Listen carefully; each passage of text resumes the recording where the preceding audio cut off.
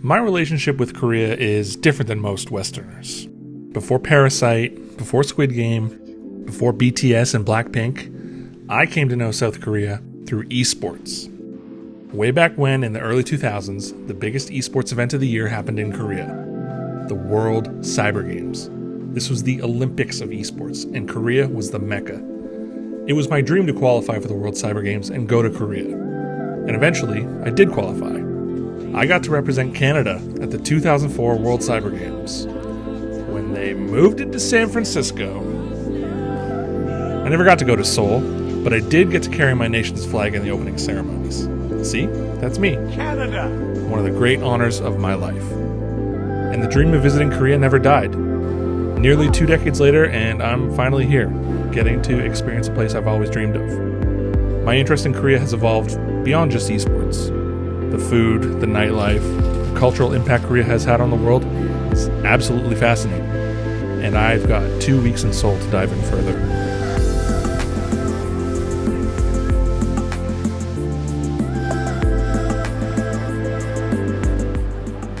Pick a random neighborhood and just go. That's my preferred method of exploring a new city. I don't want to plan my days around tourist hotspots. I just want to be present in the moment and experience things naturally. Insadong is a great area to start that journey with its lively pedestrian streets and abundance of authentic restaurants. I saw a bunch of old people lining up for mandu, Korean dumplings, so I got in line as well. It was worth it. If you see old people lining up for something, get in line. You will very rarely be disappointed. Speaking of elderly people, I randomly came across a horde of them swarming a park and playing board games. Personally, I have no plans on ever aging, but if I do get old, I think that this is my ideal old person activity.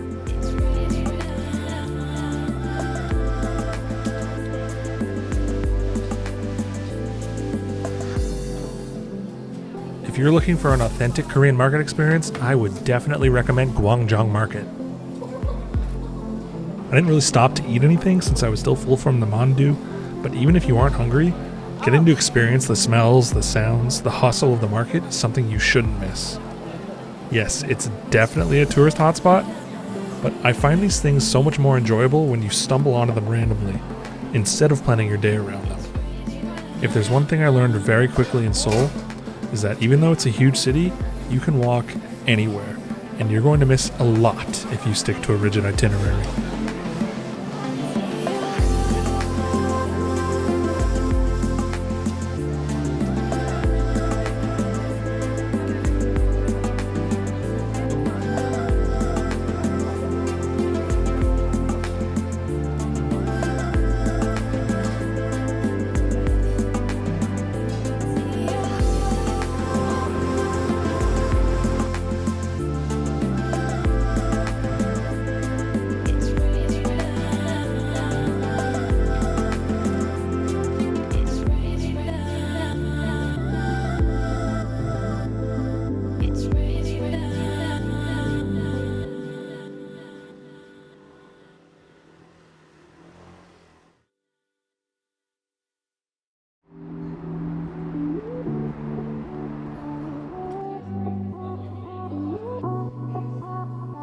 If you've seen my other videos on this channel, you'll know that I'm a cocktail guy, so I'll be damned if we don't include some of Seoul's incredible cocktail bars.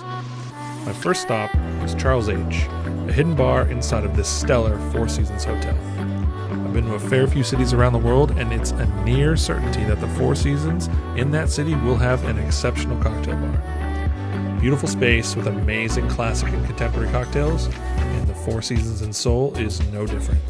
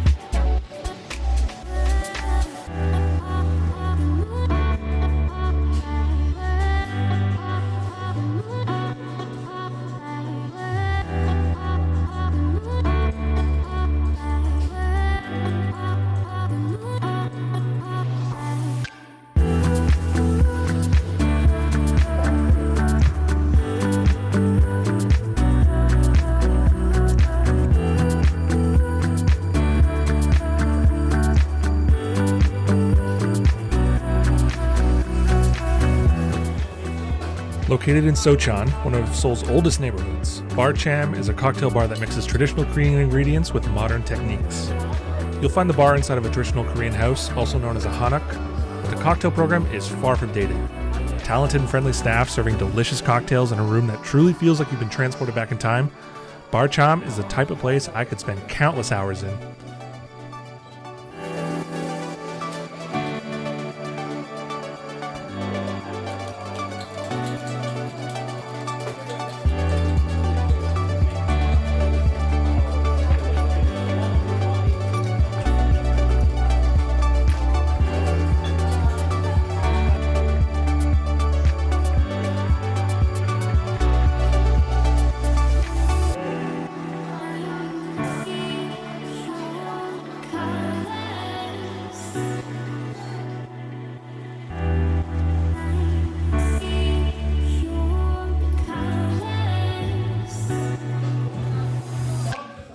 Mixology Company feels like the antithesis of Cham in every possible way. A posh underground bar adorned with plush leather seating, mirrored ceilings, and enough space for hundreds of people. This is the type of place where you start the night getting cozy by the fire and end the night with a rowdy dance party. Damn good drinks, too.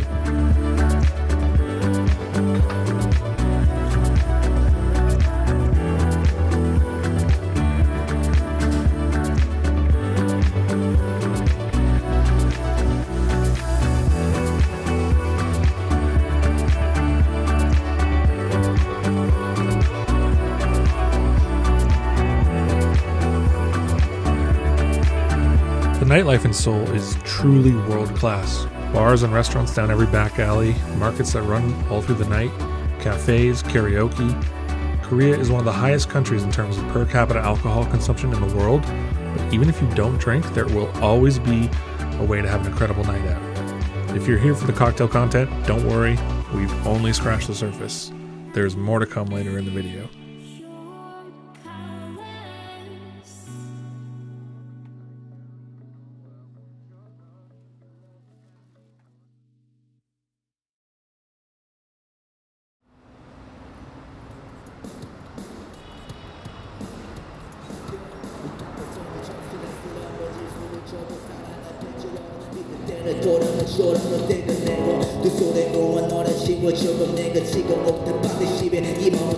Am I too old for Hongdae? I don't know. I don't care. They call it the center of youth culture. Maybe I'm just trying to siphon as much youth as I can before I turn into one of those old men in the park playing board games. It's a great place with tons of great bars, street food, performers, and cafes. I spent many hours working at a Hongdae coffee shop, and honestly, it made working a lot more enjoyable. Also, does anyone know what this guy's singing about? He's really good. I hope he's saying nice things.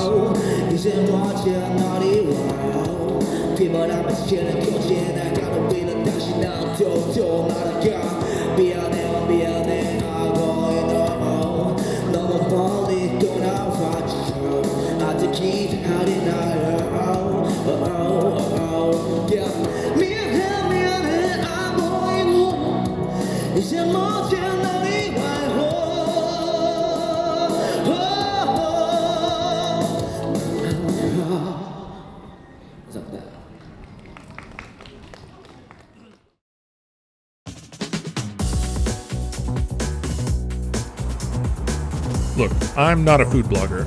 I don't know how to film myself eating food. I find it uncomfortable. But as someone who spent his entire life in the restaurant industry, I'd be doing a disservice by not sharing some restaurant recommendations. I love noodles, and Seoul has some good-ass noodles. Menten serves a killer tantan man. If you're unfamiliar with tantan man, it's a spicy Japanese riff on the Chinese dandan noodles with sesame ground pork. Absolutely delicious. Definitely in my top 50 noodle styles. Well worth the half-hour line. Go early.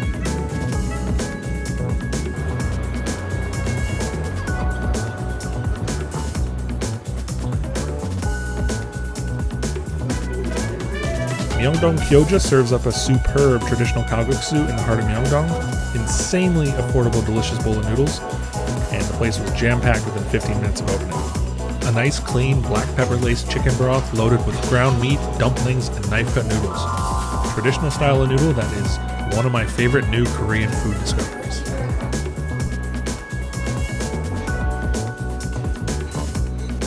Oreno Ramen has multiple locations and is easily the best tori paitan I have ever tasted. Tori paitan tastes like a mix of creamy tonkotsu broth and a traditional chicken noodle soup. An absolute nostalgia bomb for those of us who grew up eating chicken noodle while homesick from school. I normally favor a spicy ramen, but sticking to the non-spicy is my recommendation here. I had to go twice because I was too entranced to film the first time. The things I put myself through for content.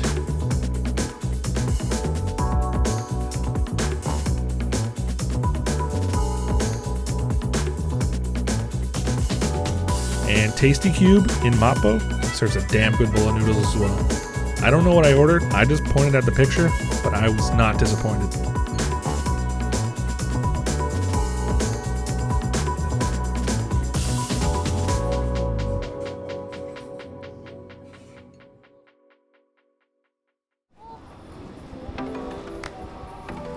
I went up a giant hill. It was painful, very painful, but the payoff was totally worth it.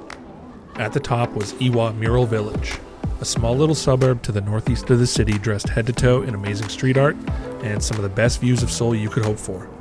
Honestly, skip Seoul Tower and come here instead. A beautiful place off the beaten path with fun discoveries around every corner.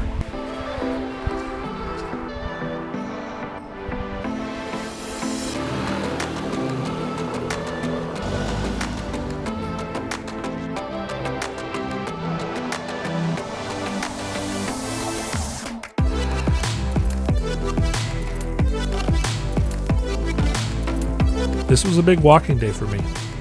After that, I headed west to Bukchon Hanok Village, an area dating back to the 14th century with narrow streets and traditional architecture. Even the new additions like Baskin-Robbins are designed to look traditional in order to keep the aesthetic.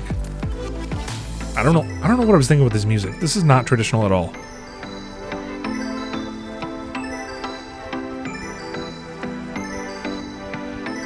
Bukchon is also right next to one of the most gorgeous places in all of Seoul, Gyeongbokgung Palace, an incredibly well-preserved and historic royal palace surrounded by beautiful ponds and gardens.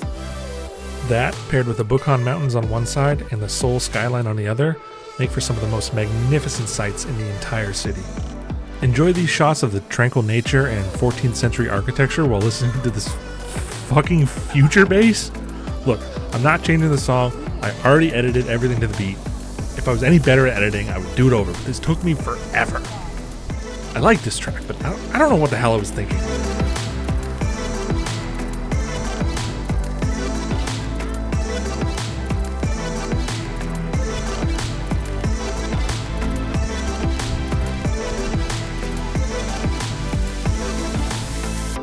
On another day, I decided to head to Seoul Forest.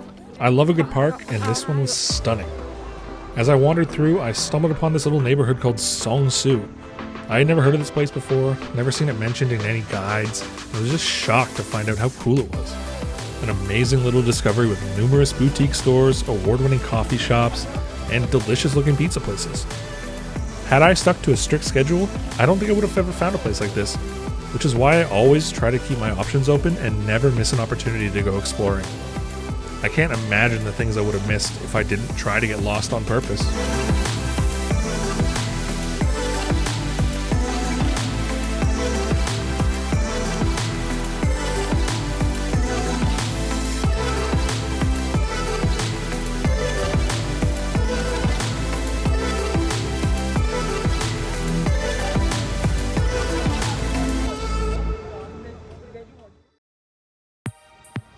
If I had to pick one place in Seoul that feels like the center of the universe, that would be Cheongdam. World-class bars, countless Michelin stars, amazing people watching. Oh yeah, it's cocktail time.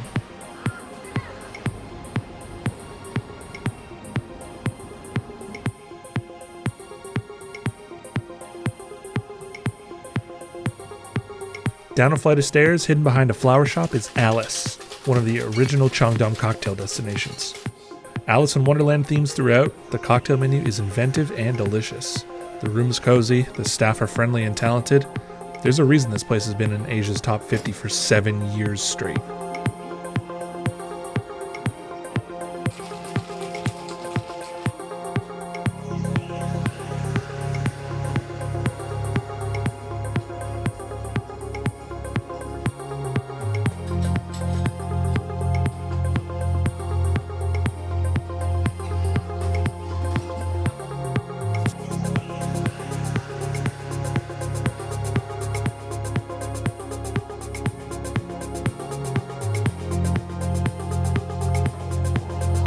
Down another flight of stairs is a relative newcomer to the Seoul bar scene, Pine & Co.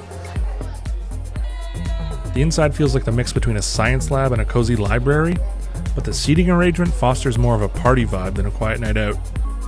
Showpiece drinks and a lively crowd make for a situation where it's impossible not to get to know your neighbors. And drink cocktail. Enjoy. It smells incredible.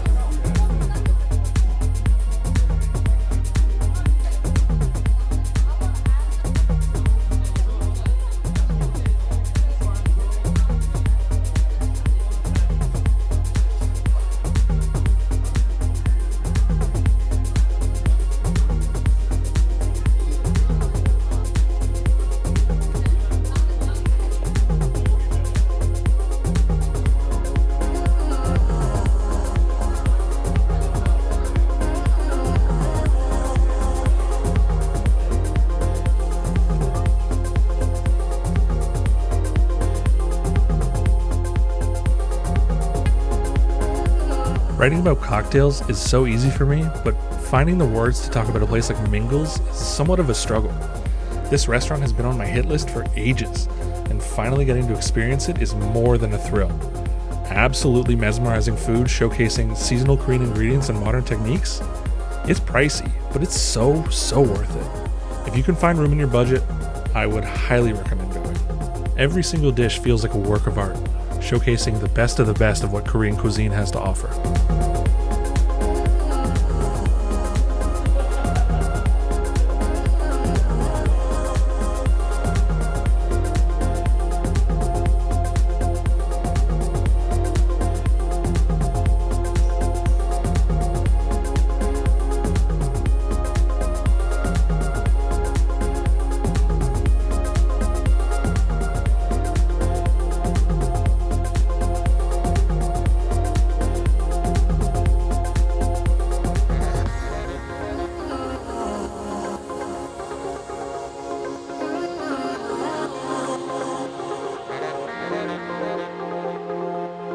Another basement, another classic Cheongdam cocktail destination. Le Chamber is yet another 7-time entry on the 50 best bars list. Hidden behind a bookshelf is a library bar that feels lifted out of a 5-star hotel. Bartenders in suit and tie, cocktails hidden in books, and leather everywhere you look. The room feels like all business, but the cocktail program is pure fun.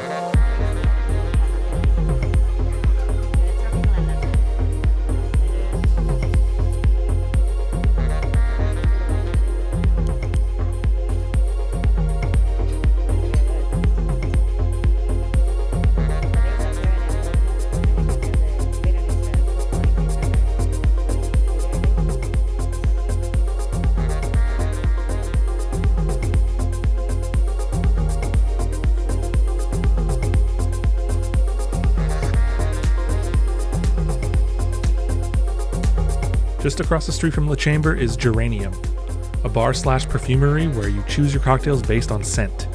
The cocktails were delicious, but I mostly love this bar because when I told the staff I worked in esports, they wouldn't stop talking about Faker. If you know, you know.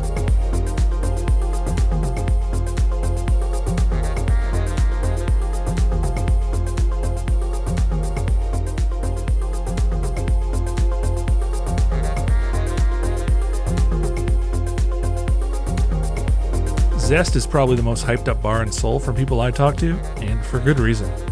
Super focused on sustainability and sourcing local ingredients, their goal is to keep waste to a minimum wherever possible. The bar decor is subtle but beautiful, and the cocktail menu is an absolute page turner. I think we're going to be hearing about Zest for a long time.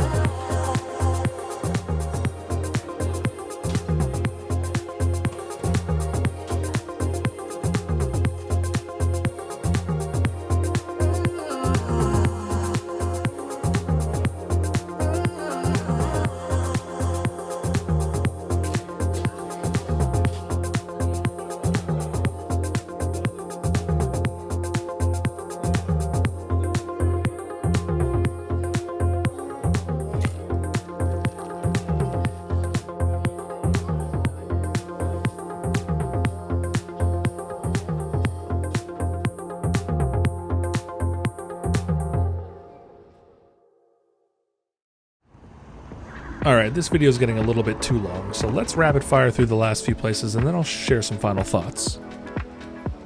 If you're looking for somewhere in the city for a good hike surrounded by history and nature, Joseon Royal Tombs is a great spot for that. A vast forest right in the heart of Seoul.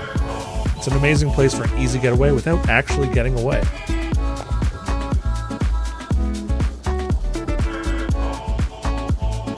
And of course, you have to head to the Starfield Library. Did you really go to Seoul if you didn't get an Instagram photo at the cool-ass library? I don't think so. It's on every best photo spot list for a reason. It is pretty.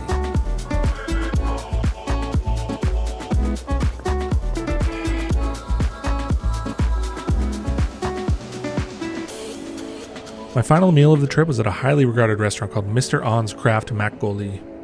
Specializing in dishes that pair with alcohol, the food menu was delicious, but the drinks menu, to me, was even more intriguing. Showcasing Korean craft spirits like makgeolli, a delicious fermented rice wine, cheongju, a different style of rice wine, and countless artisanal versions of soju. Dining here unlocked a fascinating world of Korean spirits that I had never heard of. And as much as I love this place, it also made me realize that traveling in Seoul isn't exactly optimized for solos. The entire drinks menu here was full-size bottles. Not one drink came as a single serving pour. I obviously didn't let that stop me because I am an animal, absolute freak, but you might not have the drive and determination that I do. And that's nothing to be ashamed of. And you'll definitely have trouble getting into barbecue restaurants, missing out on one of the best dining experiences you can have. That being said, I would not let that stop you from coming to Seoul if you're on your own. It's a wonderful city full of amazing discoveries around every corner. Delicious food, amazing bars, tons of magical places to get lost in. These 2 weeks felt like nothing, and I can't wait to come back.